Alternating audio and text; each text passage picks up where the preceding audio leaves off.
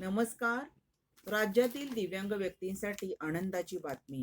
मोफत दिव्यांग E vehicle नोंदणी डायरेक्ट. महाराष्ट्र राज्यातील दिव्यांग व्यक्तींना स्वतःचा व्यवसाय सुरू करण्यासाठी राज्य सरकार एक अनोखी संधी घेऊन आले आहे. दिव्यांग व्यक्तींना पर्यावरणपूरक फिरते ई व्हेहिकल दुकान मोफत मिळणार आहे. यासाठी अर्ज प्रक्रिया सुरू झाली आहे.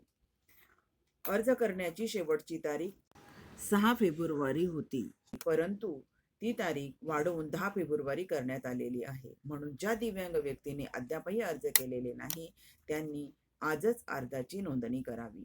दिव्यांग ई रिक्षा योजनेच्या अटी व पात्रता काय? ई रिक्षा योजनेसाठी पात्र होण्यासाठी अर्जदार हा महाराष्ट्राचा मूळ रहिवासी असणे आवश्यक आहे.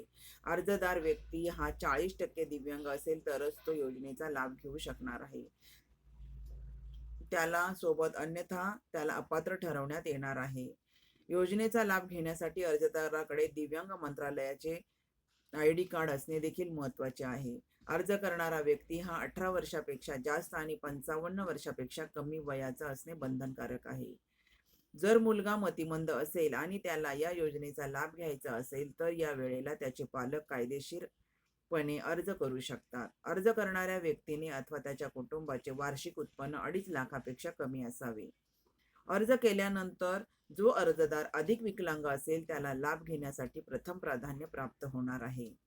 अर्जदाराने सर्व अटी मान्य केल्या असेल आणि दिव्यांगामार्फत मिळणारे वाहन व्यवस्थितरित्या सांभाळण्याचे स्वयंघोषणापत्र द्यावे लागेल.